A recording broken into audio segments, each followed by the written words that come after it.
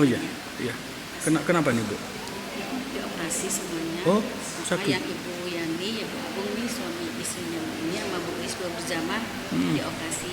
Insya Allah. Mudah-mudahan.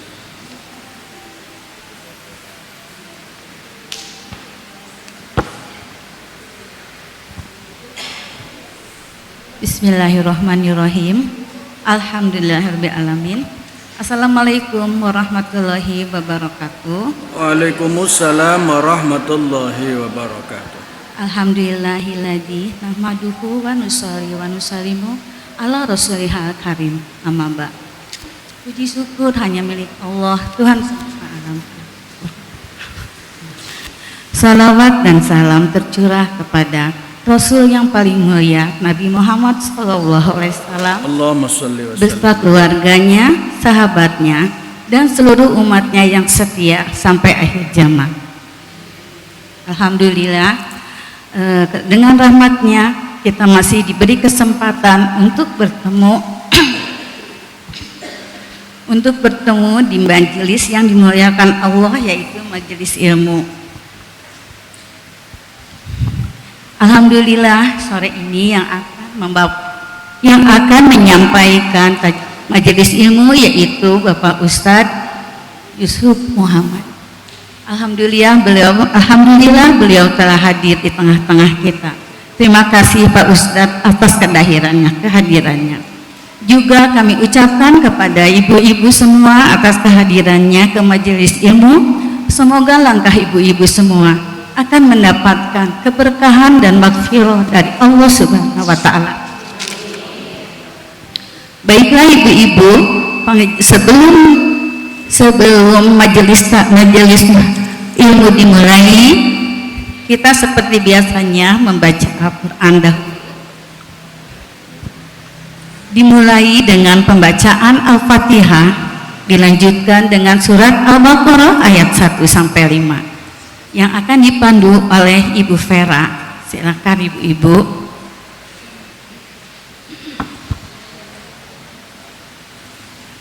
Bismillahirrahmanirrahim. Marilah ibu-ibu kita sama-sama membacakan surah Al-Fatihah dan selanjutnya kita lanjutkan dengan surah Al-Baqarah ayat 1 sampai 5. A'udzu billahi minasy syaithanir rajim.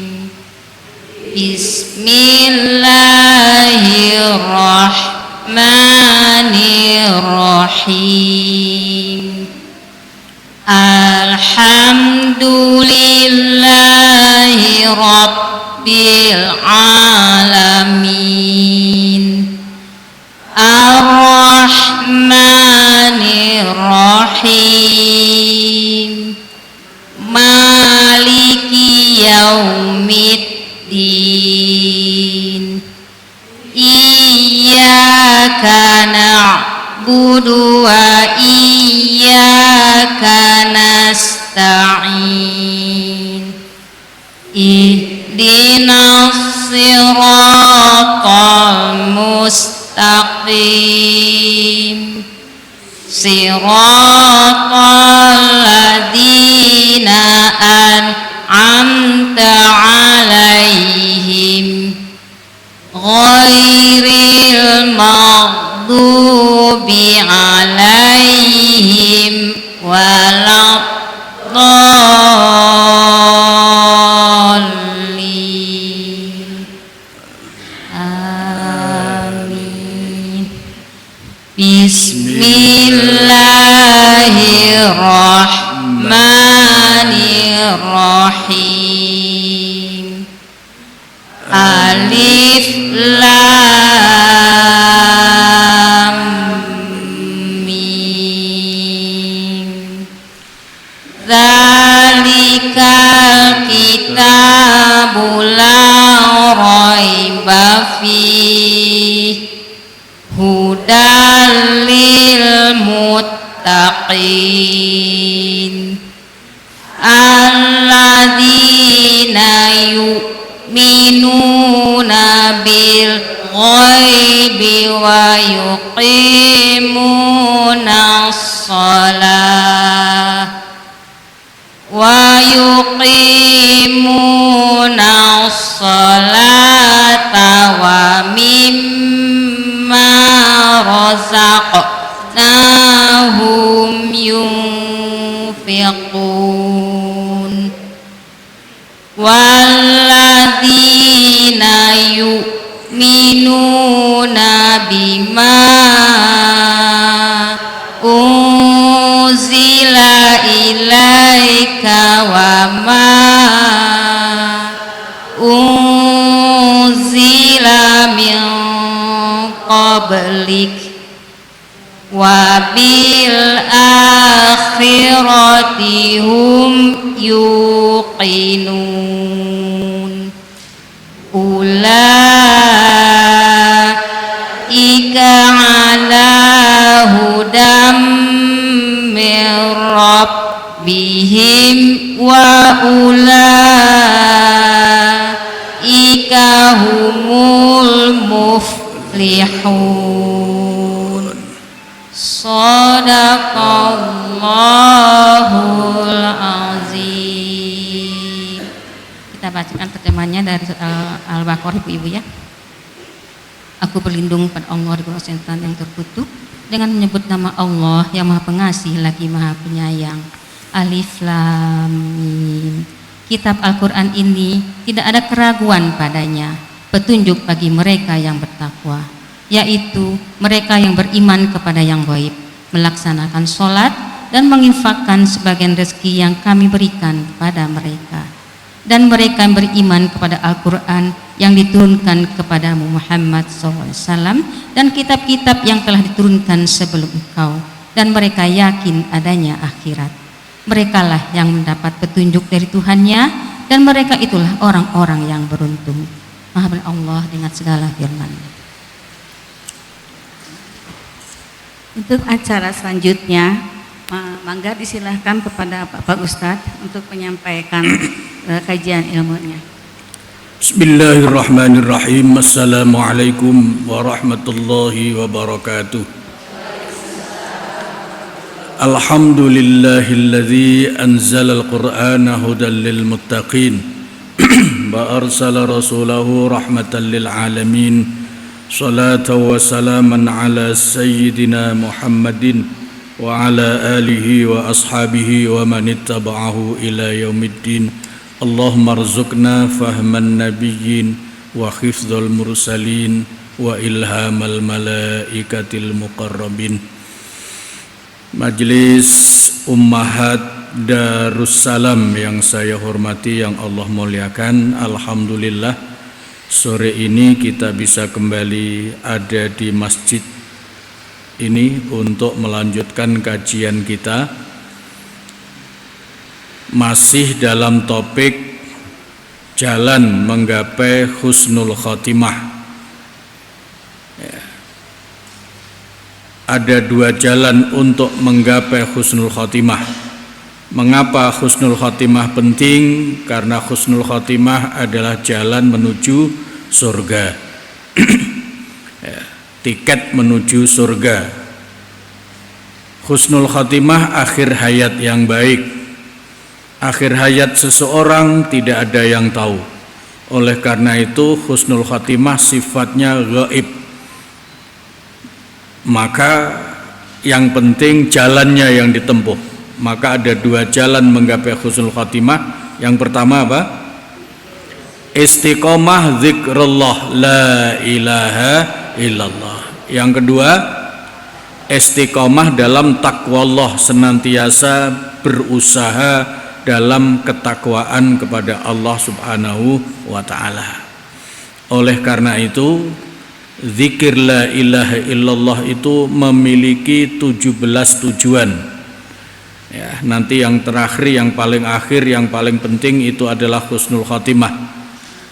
Tetapi sebelum ke sana, walaupun kemarin sudah dijelaskan sedikit, maka tujuan zikir la ilaha illallah itu yang pertama memasukkan iman ke dalam kolbu. Orang yang sudah bersyahadat, kita semua, siapapun juga, Seorang yang sudah bersyahadat disebut sebagai seorang muslim. Asyhadu alla ilaha illallah wa asyhadu anna muhammadar rasulullah.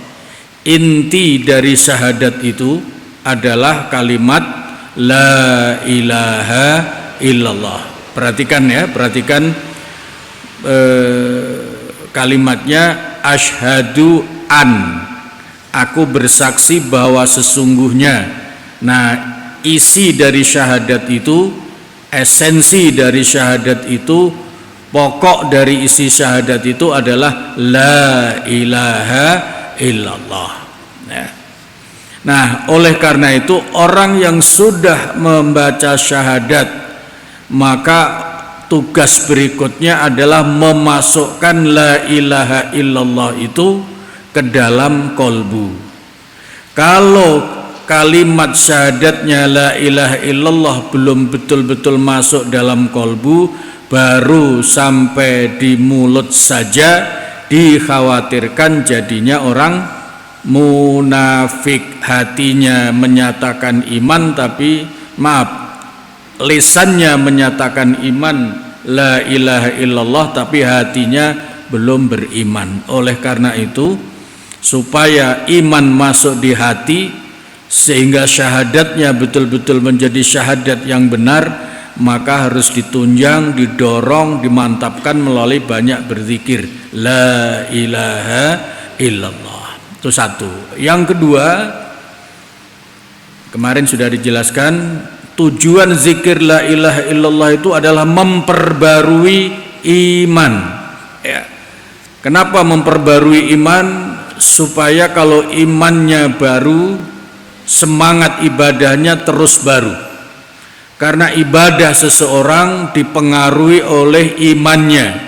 Kalau imannya baru terus diperbarui, maka semangat ibadahnya akan terus baru. Kemarin sudah membaca ayatnya. Kenapa harus diperbarui iman itu? Kapan mulai beriman manusia? Kapan manusia mulai beriman? Sejak ada di dalam alam ruh. Ya. Jadi jawaban yang tepat adalah sejak ada di alam ruh. Ya. Kenapa? Karena sejak di alam ruh itulah setiap ruhnya manusia sudah bersyahadat di hadapan Allah. Ya. Surat Al-A'raf ayat berapa? Ayat 172. Di sana ketika ruh sudah tercipta, lalu ditanya oleh Allah, alastu bi rabbikum, wahai ruh, bukankah aku ini Tuhanmu? Qalu bala syahidna. Ya. Coba dilihat ayatnya supaya ada kata syahidnanya jelas. Surat Al-A'raf ayat 172.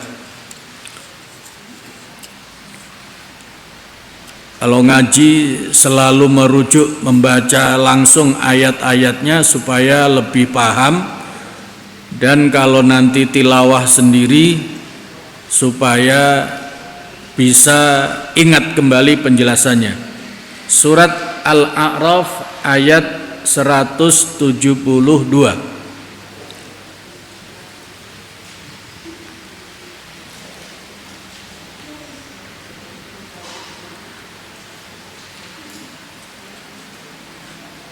Ketemu ya? Wa idz akhadha, dan seterusnya. Di situ alastu, ada kalimat di tengahnya, kebaca alastu bi rabbikum, itu artinya bukankah aku ini Rabbmu? Ya. Qalu bala syahidna, ada ya? Qalu bala syahidna, benar kami bersaksi. Nah, asyhadu kan artinya aku bersaksi, syahidna kami bersaksi.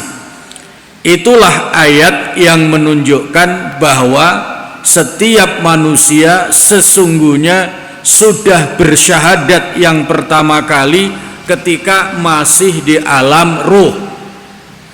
Nah, oleh karena itu urutannya supaya syahadat yang di alam ruh betul-betul mantap, maka ketika bayi lahir diazani, kemudian diikomati, diazani telinga kanan, diikomati telinga kiri, bukan diajak sholat karena memang bayi belum waktunya sholat, tapi itu maksudnya supaya, nah begitu, supaya iman di hati, syahadat di hati itu lebih kuat, tidak lupa, ya, tidak lupa.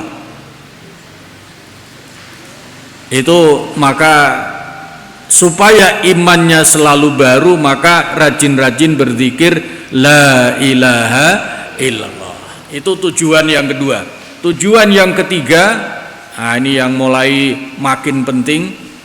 Tujuan yang ketiga adalah membersihkan kolbu. Ya.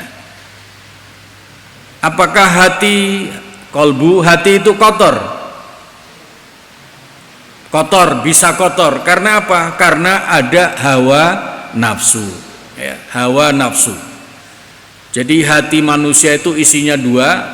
Satu isinya iman, dan yang kedua hawa nafsu.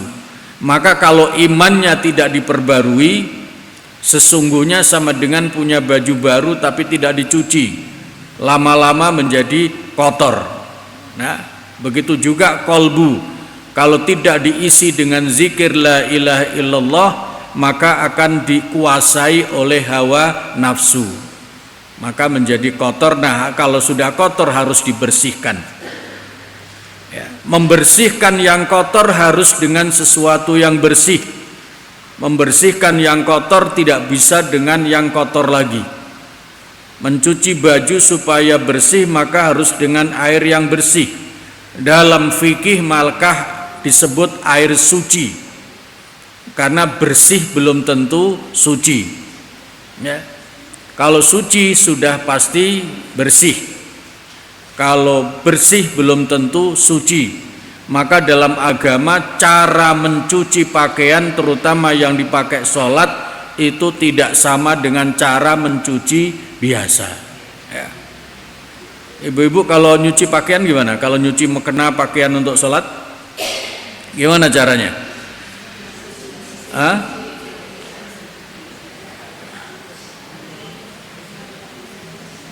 Jadi cara mencuci yang betul, airnya datang ke pakaian, bukan pakaiannya yang dicelup ke air, gitu ya. Itu cara mencuci yang betul. Kalau sarung kena najis, mungkin kena kotoran pakai lewat segala macam, lalu di situ air di ember, lalu sarungnya dicemplungkan ke ember yang ada airnya, artinya apa? Najisnya masuk ke dalam air, jadi tidak suci. Maka caranya harus sarungnya yang masuk dulu ke dalam ember, baru kemudian dikucurkan air. Itu cara menyuci yang benar. Nah, walaupun nanti nyucinya salah, entah kurang ilmu atau malas atau karena kebiasaan, sudah ada airnya, entah sabunnya, baru pakaiannya masuk, nanti mungkin harumnya sama saja. Tapi secara hukum fikih, hukum syariat itu tidak suci, belum suci. Karena apa? Kotorannya dicampur dengan air.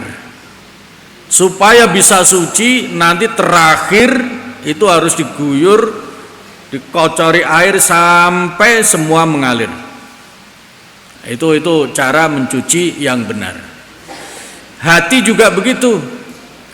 Dalam hati ada kotoran, ya, dalam hati ada kotoran.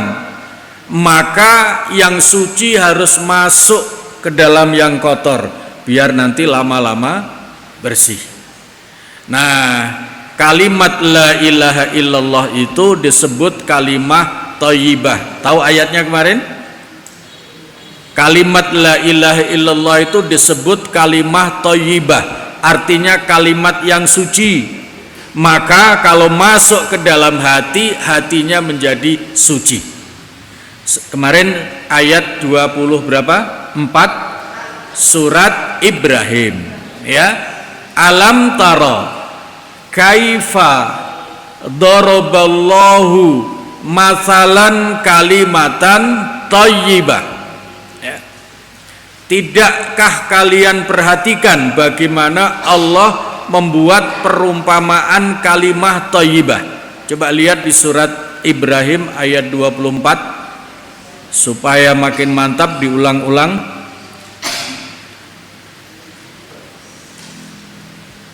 Kalimat la ilaha illallah itu memiliki 28 nama yang paling dikenal sebagai kalimat tauhid.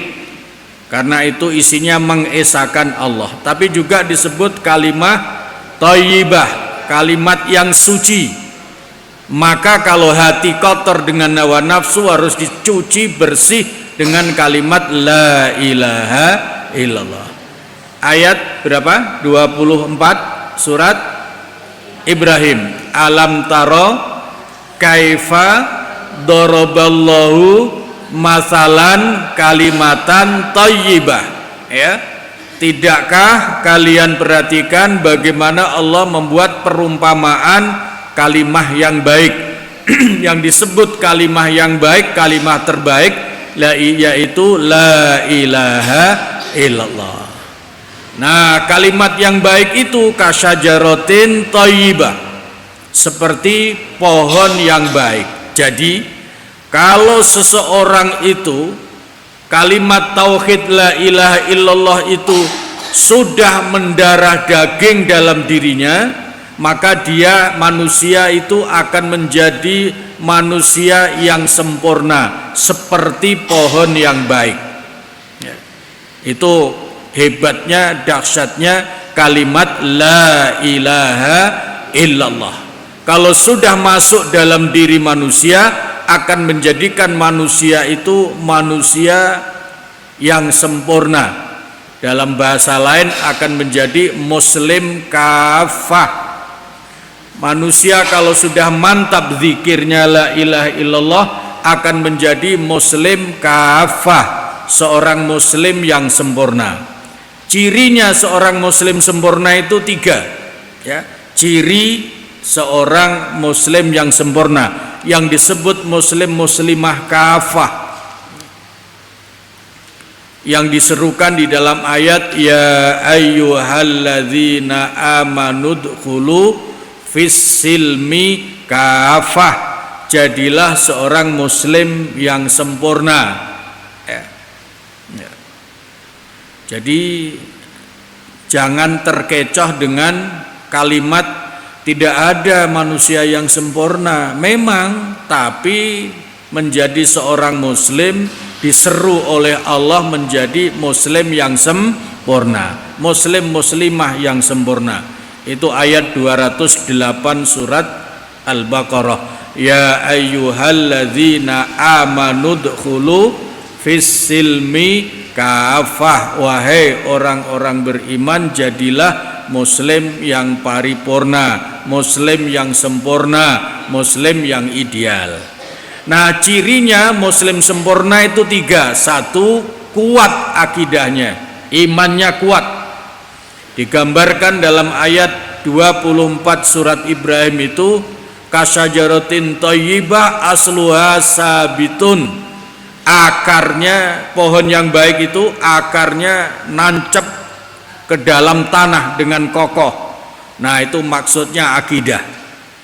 Muslim yang sempurna itu akan menjadi muslim sempurna manakala imannya kuat. Iman kuat akan mendorong semangat ibadah yang kuat. Maka ciri yang kedua, muslim kafah itu adalah orang yang sempurna ibadahnya. Nah, begitu ya. Jadi kuat akidahnya, sempurna ibadahnya. Nah, yang ketiga, dalam ayat 24 surat Ibrahim itu ada 2 dan 25, tu'ti ukulaha kullahinin biizni rabbiha. Ada ya terusannya ya. Pohon yang baik itu 1, akarnya menancap di bumi kuat dahan rantingnya rimbun menjulang langit, dan yang ketiga melahirkan buah-buahan yang banyak setiap saat. Yang dimaksud buah-buahan di situ karena itu sebuah perumpamaan, maksudnya adalah akhlak yang mulia. Akhlak yang mulia, akhlakul karimah. Itu 3 ciri muslim kafah, muslimah yang paripurna. 1, imannya kuat. Yang kedua apa? Ibadahnya sempurna, mulia akhlaknya. Itu cirinya. Ya. Makanya walaupun akidahnya kuat, walaupun ibadahnya sempurna, tapi kalau perilakunya tidak baik, belum dikatakan sebagai muslim kafah. Justru akhlak itulah yang bisa dirasakan sebagai seorang muslim yang benar. Perilaku keseharian, ya, perilaku keseharian. Makanya pada zaman Rasulullah itu, Sayyidah Aisyah istri Rasulullah pernah curhat kepada Nabi. Curhatnya memuji seorang wanita, tetangganya memuji seorang wanita yang setiap harinya dia memang rajin mengaji, rajin sholat dan lain-lain. Maka Sayyidah Aisyah memuji, wahai Rasulullah, beruntung benar itu wanita. Kenapa? Kata Nabi, dia pasti ahli surga. Kenapa kamu bisa berpendapat begitu? Iya, karena dia rajin ngaji, rajin baca Quran, rajin sholat. Nah, tapi apa kata Nabi? Belum, ya, belum tentu bisa masuk surga. Loh, kenapa begitu? Iya, karena dia mulutnya tidak terjaga. Nah, gitu, mulutnya tidak terjaga. Dia suka mengomentari segala hal, termasuk biasa bergunjing. Nah, begitu. Makanya Nabi pernah negur keras Sayyidah Aisyah radhiyallahu anha. Jadi ada wanita yang lewat, ini Aisyah kemudian nyeletuk komentar, ya, komentarnya, wanita itu cantik tapi sayang kurang tinggi sedikit. Itu komentarnya. Hanya komentar begitu, itu ditegur keras oleh Nabi. Halla ya Aisyah, wa qad ghibti. Kamu jangan berkomentar begitu. Komentarmu itu sama dengan kamu menghibah, bergunjing orang itu. Dan hukumnya sama dengan makan daging bangkai saudara. Ditegur keras oleh Nabi. Makanya ibu-ibu hati-hati, jangan sampai berkomentar orang lain yang kira-kira apa yang disebut ghibah. Yang disebut ghibah adalah mengomentari sesuatu yang kemudian apabila yang dikomentari dengar itu tidak suka. Ibu itu kerudungnya sih bagus, paling juga nganjuk misalnya. Nah, yang begitu itu sudah termasuk ghibah itu. Ya, tidak boleh. Itu sudah termasuk ghibah. Walaupun mungkin nganjuk beneran, tidak boleh dikatakan begitu. Ya. Tidak boleh, itu termasuk bagian dari ghibah. Maka hati-hati. Nah, sekedar begitu saja itu bisa mengurangi pahala ibadah-ibadahnya. Gitu. Pahala ibadah. Barang siapa yang berkomentar buruk kepada orang lain, itu sama dengan dia menghadiahkan pahala ibadahnya kepada orang yang dikomentari. Itu bahayanya. Makanya Nabi mengatakan tadi, memang wanita yang kamu lihat itu sering ngaji, baca Quran, sholat, tapi dia nggak bisa jaga mulutnya. Nah, sehingga bisa saja amalnya habis untuk membayar komentar-komentar yang buruk itu. Nah, maka disitulah ada ungkapan as-sukutu salamah, diam itu lebih selamat. Kalau ibu-ibu mengatakan apa? Diam itu mas, ya. Maka saya suka pesan sama bapak-bapak, karena diam itu mas, maka kalau ibu-ibu rewel minta emas, diam saja. Itu sudah sama dengan memberikan emas, karena diam itu emas. Ya gitu ya. Jadi makanya kalau bapak-bapak suka saya nasihati begitu. Udah kalau ibu-ibu rewel minta emas, bapak diem aja. Kalau begitu, iya, karena diam kan mas katanya. Oh iya ya, gitu udah. Ya. Itu bahayanya mulut, ya.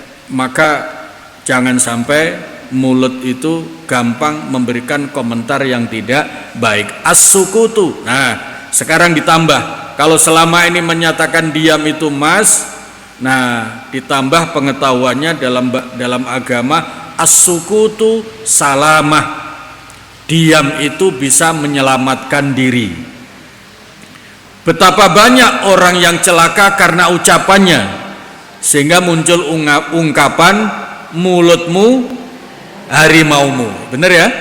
Nah, supaya mulutnya tidak jadi harimau yang mencelakakan, maka jangan banyak berkomentar, terutama yang sudah jelas komentar yang tidak baik. Nah, sekarang bukan hanya mulut, tangan juga bisa berkomentar, nulis di HP macem-macem, nah gitu. Maka jangan, ya. Apa itu maksudnya jangan? Jaga tangan. Kalau jamu, jaga mulut. Jangan semua diembat, jangan semua diomongin, jangan semua diucapkan. Kalau orang bisa jaga mulut, maka kesehatannya terjaga karena tidak semua diembat. Kalau orang bisa jaga mulut, bisa selamat karena memang dalam agama as-sukutu salamah. Kalau ingin selamat jangan banyak ngomong, kecuali hal-hal yang penting, karena bisa mengurangi pahala, menghilangkan pahala.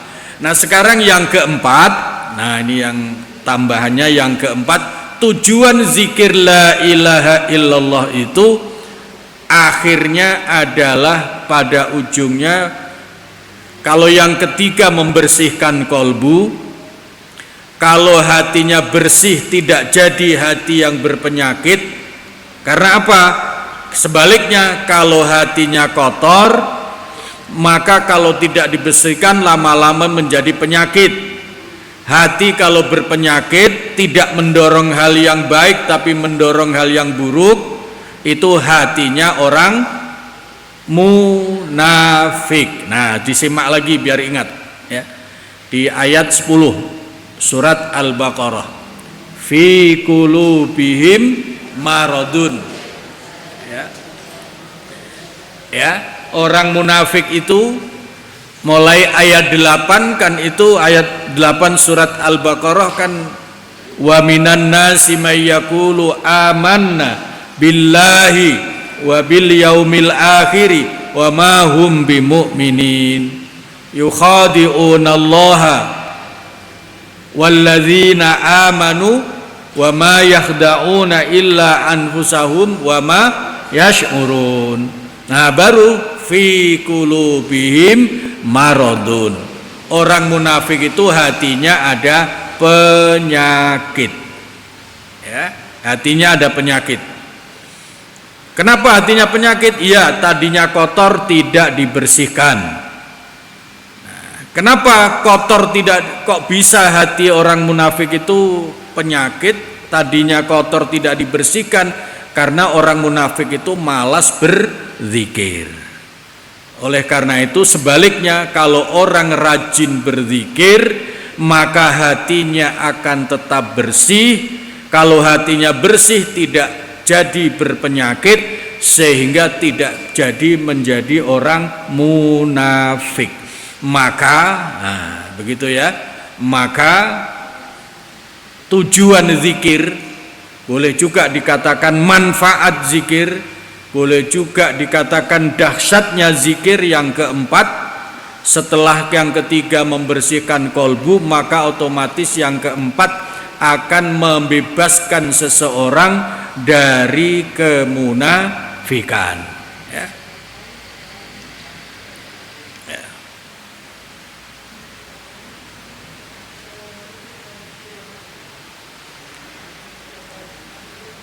Lawan kata, nah, oleh karena itu lawan zikir artinya apa? Zikir artinya apa? Ingat, ya, artinya ingat. Lawan kata ingat apa? Lupa. Nah, oleh karena itu Allah melarang, janganlah kalian seperti orang-orang yang melupakan Allah. Nah, itu pesannya ada di surat Al-Hasyr. Ini penting, lihat ayatnya. Surat Al-Hasyr. Wala takunu kalladzina nasullaha fa'ansahum anfusahum.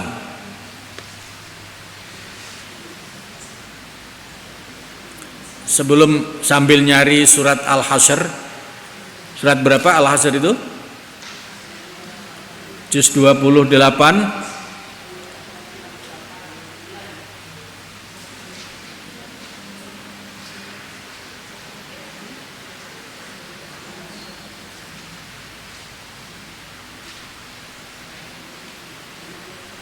Ketemu surat Al-Hasyr-nya ayat 19 coba. Ya. Ayat 19. Ini sekaligus supaya tambah pengetahuannya, di samping berkaitan dengan zikir juga paham istilah. Disimak ya. Kita mulai dari ayat 18 supaya nyambung. Ayat 18-nya apa? Ya ayyuhalladzina amanut taqullaha wal tanzur nafsum ma qaddamat lighad wattaqullaha innallaha khabirun bima ta'malun. Perhatikan di situ Allah berpesan, wahai orang-orang beriman, takwalah kepada Allah. Jadi bicara tentang pesan takwa. Ya. Apa lawan kata takwa? Lawan katanya takwa apa? Takwa itu orang yang menjaga diri, ya, yang menjaga diri dengan cara melaksanakan perintah Allah, menjauhi larangan Allah. Itu orang yang bertakwa. Orang yang begitu terjaga dirinya dari perbuatan dosa. Sebaliknya, kalau orang tidak menjaga diri, berarti dia akan berbuat dosa. Orang yang berbuat dosa namanya orang-orang fasik. Nah, maka ayat 19, nah begitu, ayat 19 itu memberikan petunjuk lawan kata takwa muttaqin adalah al-fasikun, orang-orang fasik, orang yang banyak dosa, ya, orang yang banyak dosa. Orang yang banyak pahalanya, bersih dirinya, namanya orang yang bertakwa. Sementara orang yang bergelimang dosa adalah orang-orang fasik. Bahasa Al-Qur'annya al-muttaqin atau al-muttaqin, lawan katanya al-fasikun, al-fasiqin, al-fasikun, ya. Nah, makanya di situ ayat 19-nya wala takunu kalladzina nasullaha fa'ansahum anfusahum ulaika humul fasikun. Coba artinya, lihat. Janganlah seperti orang-orang yang melupakan Allah. Kalau orang melupakan Allah, maka apa akibatnya? Fa'ansahum anfusahum. Allah tidak mau mengingatkan. Kalau ada orang melupakan Allah, Allah tidak mau mengingatkan. Kalau dia tidak diingatkan oleh Allah, maka akan menjadi orang fasik. Nah, begitu. Ya, menjadi orang fasik. Allah tidak mau memberikan hidayah, Allah tidak mau memberikan petunjuk. Karena tidak mendapatkan petunjuk, tidak mendapatkan hidayah dari Allah, maka perilakunya salah terus, banyak berbuat dosa. Nah, begitu. Maka disebutnya orang fasik. Nah, sekarang wala takunu kalladzina nasullah. kalian jangan melupakan Allah. Berarti perintahnya kalau dilarang melupakan, sebaliknya apa? Harus banyak mengingat Allah. Nah, banyak mengingat Allah itu artinya banyak berzikir. Maka di ayat lain ya, supaya manusia tidak melupakan Allah sehingga dibiarkan lupa pada diri sendiri sehingga banyak berbuat dosa, maka manusia harus selalu banyak berzikir la ilaha illallah. Kalau orang banyak berzikir, Allah berjanji, kalau kalian melupakanku, aku akan lupakan, biarkan lupa. Kamu ingat, saya ingat. Kamu lupa, saya biarkan lupa. Saya tidak mau mengingatkan. Itu kata Allah. Tapi kalau kalian mengingatku, maka aku akan terus ingatkan. Kalau orang terus diingatkan, akhirnya apa? Sadar terus. Kalau sadar terus, maka tidak mudah berbuat dosa. Kalau yang mengingatkan manusia, manusianya sendiri suka lupa. Nah, nanti bangunkan mamah ya, besok mau puasa, mau sahur. Ternyata yang dipesan untuk bangunkan lebih ngorok daripada yang berpesan. Bagaimana mungkin? Yang bisa membangunkan orang yang tidur adalah orang yang bangun. Yang bisa mengingatkan orang yang lupa adalah orang yang ingat. Kalau orangnya sendiri lupa, bagaimana mau mengingatkan orang lupa? Kalau orangnya sendiri tukang ngorok tidur, bagaimana bisa membangunkan orang yang tidur? Nah, ketemulah ayat 152 surat Al-Baqarah. Coba lihat. Fadhkuruni azkurkum washkuruli wala takfurun. Maka banyak-banyaklah ingat kepadaku, maka aku akan ingat kepadamu. Itu kata Allah, janji Allah.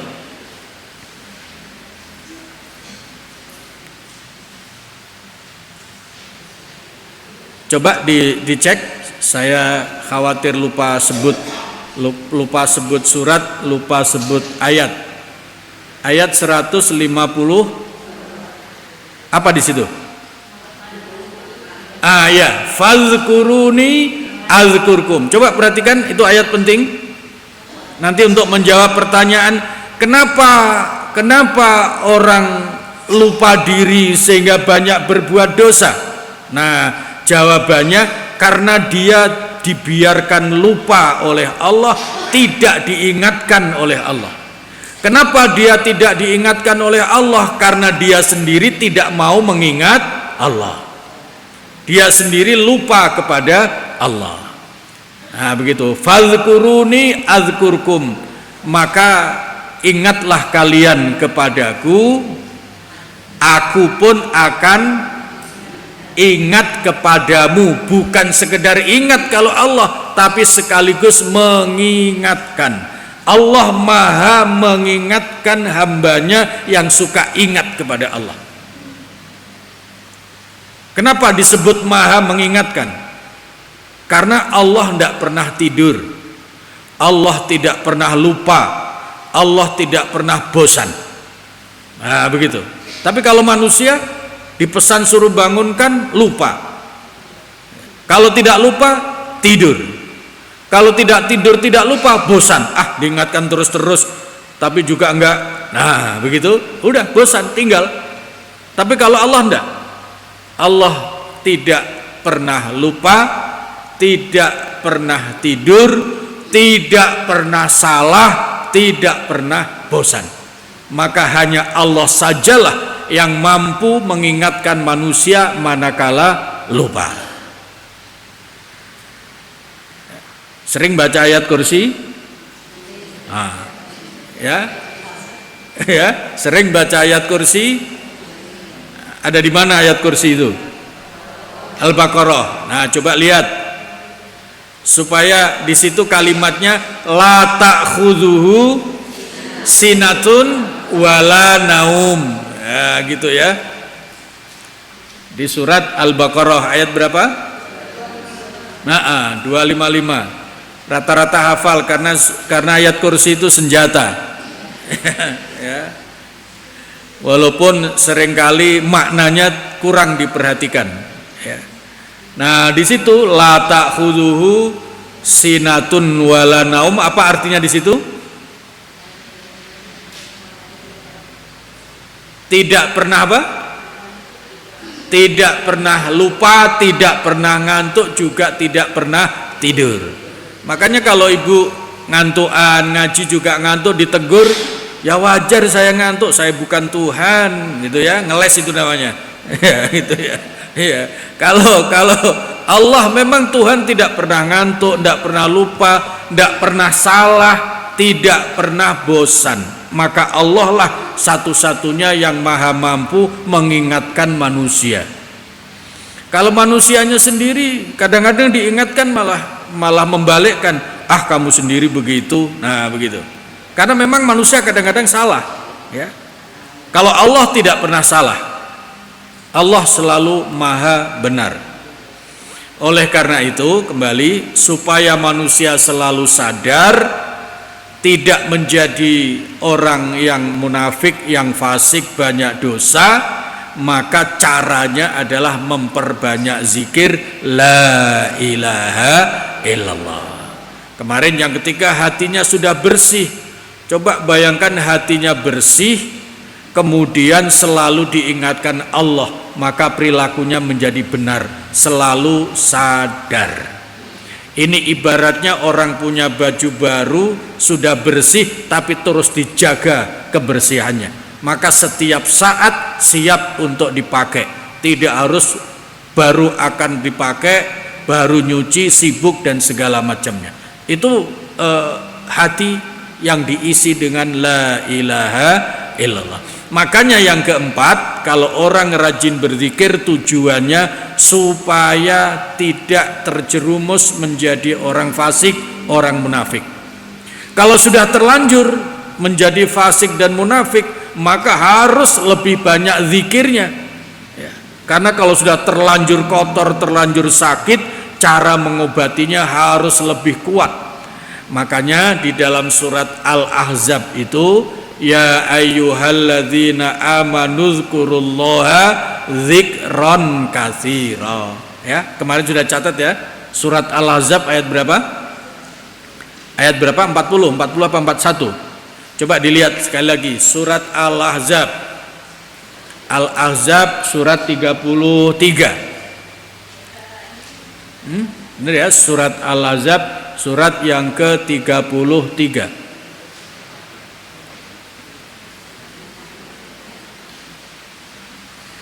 Di sini ada yang profesinya guru? Ada? Profesi seorang guru? Kalau seorang guru itu ada, entah dahulu ya, entah sekarang, itu ada namanya CBSA. Apa artinya? Cara belajar siswa aktif. Nah, maka di majelis ummahat apa?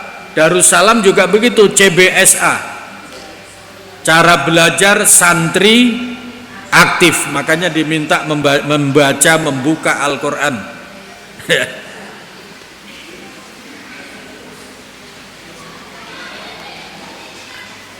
Ayat berapa? 41 atau 40? Ya ayyuhalladzina amanu dzkurullaha dzikran katsira. Ayat 40 apa 41? 41 ya. Wahai orang-orang beriman, zikirlah kepada Allah dengan zikir yang sebanyak-banyaknya. Jadi kalau orang banyak berzikir, berarti dia akan banyak diingatkan oleh Allah. Orang yang banyak berzikir akan banyak sadarnya, ya. Orang lupa itu kan karena dia tidak sadar. Oh iya, begitu ya. Makanya kalau lupa, mabuk, pingsan, apa biasanya? Apa? Ingat, zikir. Nah begitu ya, gitu.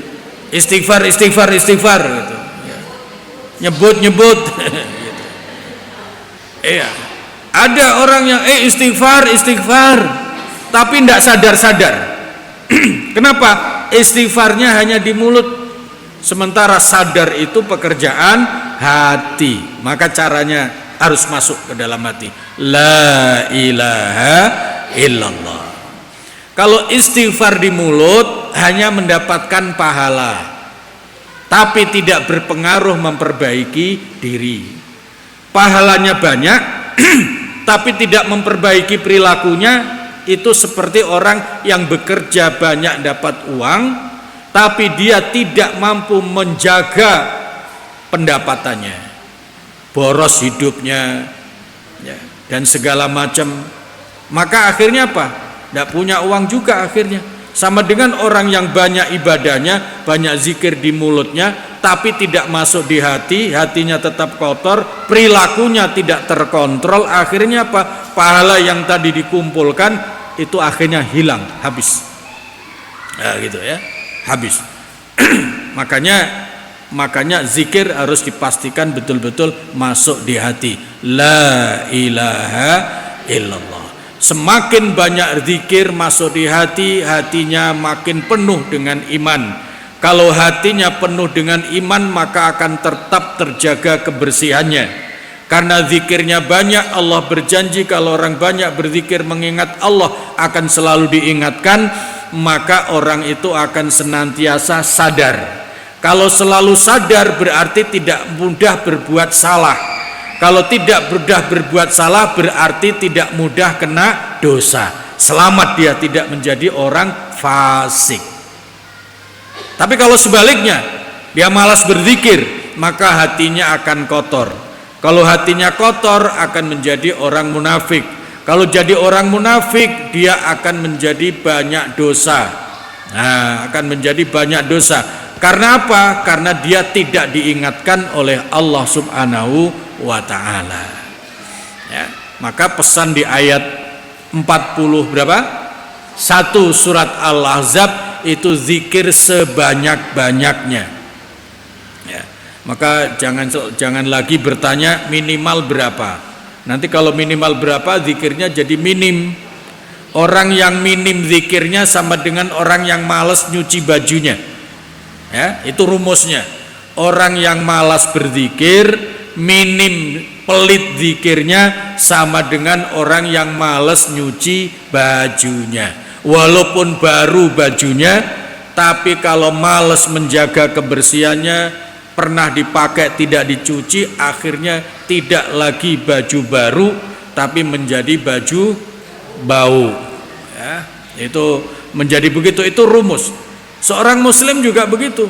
Seorang muslim itu namanya harum karena suci, tapi karena tidak dijaga dirinya, perilakunya menjadi tidak baik, tidak harum lagi namanya, akan menjadi rusak.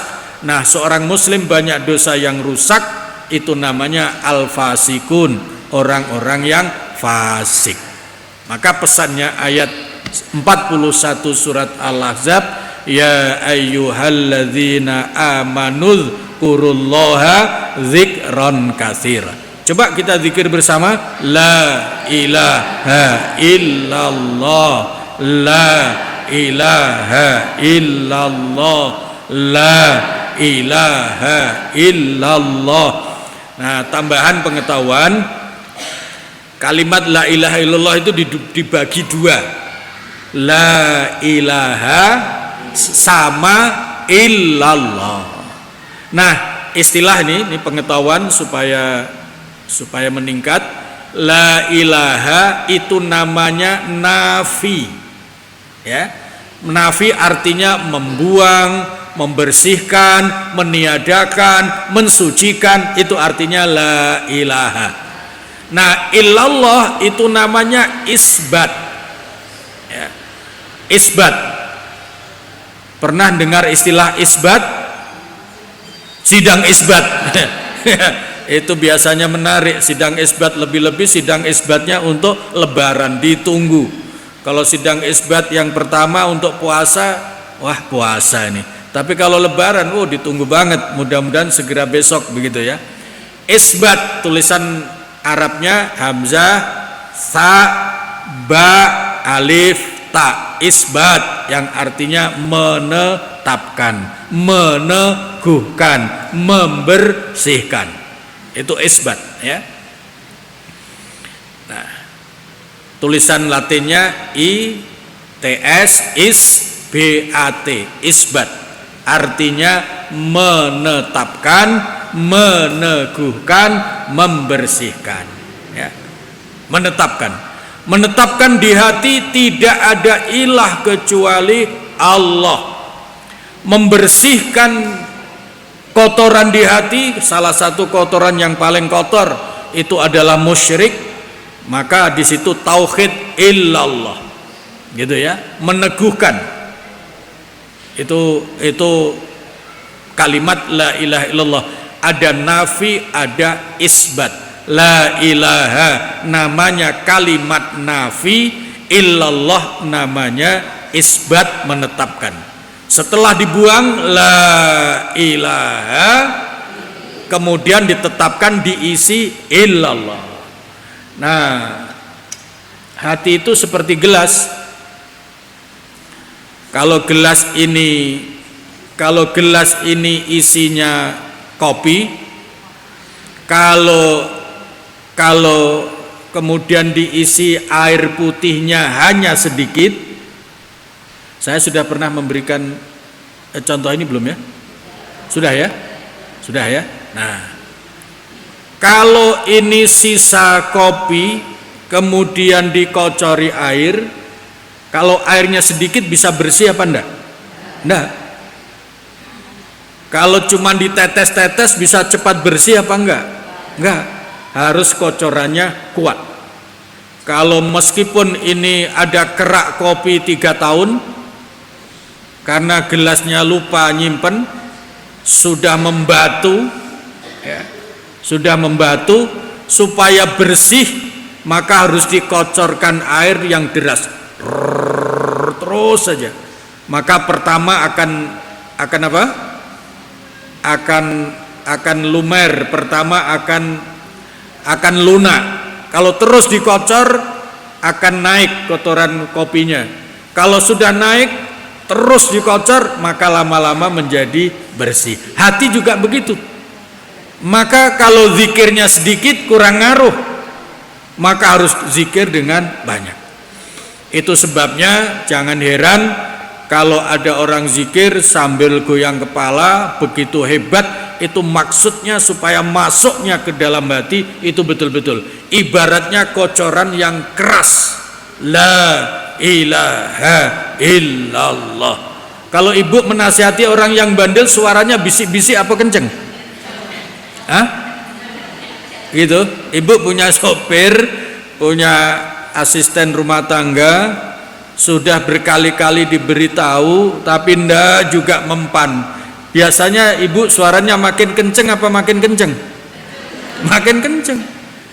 Tapi kalau orang yang sensitif itu ndak usah suara-suara kenceng, itu sedikit saja dia sudah sadar. Sehingga ada ungkapan al-aqil yakfi bil isyarah. Tandanya orang itu cerdas, maka dengan isyarat saja dia sudah sadar. Nah begitu.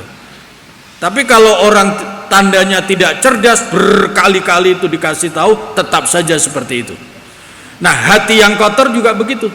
Itu harus dikocori terus supaya menjadi bersih. Makanya zikirnya zikir yang banyak ya, zikir yang banyak. La ilaha illallah, la ilaha illallah.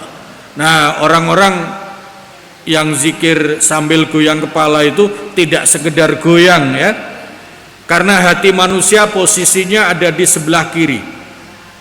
Oleh karena itu kalau la ilaha itu membuangnya ke sebelah kanan. La ilaha illallah. Tidak asal goyang. Kalau asal la ilaha illallah, nah itu pasti tidak tahu ilmunya itu tidak sekedar. Karena itu tidak sekedar goyang kepala, itu namanya zikir bil isyarah. Jadi zikir dengan gerakan. Contohnya begini. Kalau ibu menunjukkan, misalnya ada cucunya, ada sopirnya, ada pembantunya, melihat mencari benda, ya, mencari barang yang dicari, kemudian ibu yang tahu, mah, nek, ini pulpen saya di mana? Itu di situ. Tapi kalau nggak segera tahu biasanya apa? Itu loh. Ah, gitu kan? Jadi dengan isyarat tunjuk itu jauh lebih bisa dipaham. Orang zikir begitu. Orang zikir dengan gerakan itu bisa lebih dirasakan. Ya, bisa lebih dirasakan. Kalau tidak dengan gerakan, biasanya zikir sambil apa biasanya? Ngelamun. Ya, makanya sholat itu banyak. Jadi fisiknya sholat, mulutnya membaca, pikirannya rekreasi kemana-mana karena tidak terbiasa.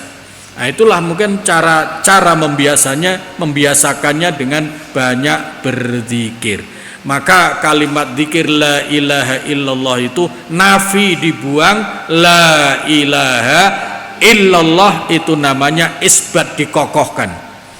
Nanti kita lanjutkan, ada istilah takhalli tahalli. Kalau sudah kosong baru bisa diisi dengan air bersih. Ibu di rumah punya akuarium? Punya ya? Akuarium itu supaya ikan yang indah itu kelihatan, akuariumnya dibiarkan apa? Kacanya dibiarkan apa? Harus bersih. Tidak ada akuarium kacanya dicat hitam. Ya, enggak ada. Itu kena lumut sedikit saja segera dibersihkan. Karena apa? Supaya ikannya kelihatan. Manusia juga begitu. Kalau hatinya tidak dibersihkan, kebaikannya tidak akan pernah muncul. Nah, kalau sudah hatinya bersih, nah baru nanti kemudian kebaikannya muncul. Istilah ibu-ibu sekalian adalah inner apa? Inner apa? Ah, iya. Karena saya tidak ibu-ibu, jadi nggak kenal istilah inner beauty. Cantik itu dari dalam, bagus itu dari dalam. Perbaiki hati, maka akan memancarkan kebaikan-kebaikan. Kalau hatinya keruh, walaupun fisiknya dipoles seperti apa, tetap mulutnya tidak akan terjaga. Sayang ya, biasanya begitu. Ya. Cantik-cantik tapi mulutnya, nah sayang. Itu harus dikawal dari dalam, ya, dari hati. La ilaha illallah. Dikaruniai wajah yang cantik, maka dirinya harus dipercantik, kelakuannya harus diperbaiki. Memperbaiki kelakuan harus dari dalam, dari hati. Karena manusia itu perilakunya dikendalikan oleh isi hatinya. Caranya banyak berzikir la ilaha illallah. Sudah jam 6, kita akhiri, nanti kita lanjutkan pada kesempatan berikutnya. Tapi sebelum terakhir, karena kita akan berdoa untuk ibu-ibu yang sedang sakit, ada pertanyaan? Baik, kalau tidak ada, kita akhiri ngaji ini. Alhamdulillah kita bisa lanjutkan kajian kita. Nanti untuk kalau ada kesempatan lagi, yang kelima, keenam, ketujuh dan seterusnya, itu lebih penting lagi. Menenangkan kolbu, melembutkan hati, membentengi diri dari serangan iblis setan, itu adalah dengan zikir la ilaha illallah. Nanti kita lanjutkan. Kita akhiri ngaji ini dengan berdoa kepada Allah secara sungguh-sungguh untuk kesehatan Bu Ahyani, Pak Agung ya, Bu Alis, hah? Oh, Bu Eis, Pak Bambang ya, hah? Yang Pak Bambang ini siapa? Bu Aris ya, Bu Aris sama Bu Eis. Kita doakan beliau bertiga yang sedang sakit. Apa maksudnya Allah memberi penyakit? Meskipun kelihatannya buruk, tapi Allah tidak bermaksud berbuat buruk, tapi justru Allah bermaksud berbuat baik. Allah itu maha baik, maka tidak akan pernah melakukan sesuatu yang tidak baik, termasuk memberikan sakit. Itu tidak ada maksud buruk, ada maksud baik. Nah, ada maksud baik. Orang yang sakit jika sabar akan dapat pahala tak terbatas. Nah, innama yuwaffas sabiruna ajrohum bighairi hisab. Kalau dapat pahala tak terbatas, maka berarti pahalanya lebih banyak. Kalau pahalanya lebih banyak sekaligus menghapus dosa, maka berikutnya rizkinya bisa lebih lancar. Karena yang menutup rizki adalah perbuatan dosa. Kalau dosanya diampuni karena memperoleh pahala dari Allah, ampunan Allah, maka rizkinya makin lancar.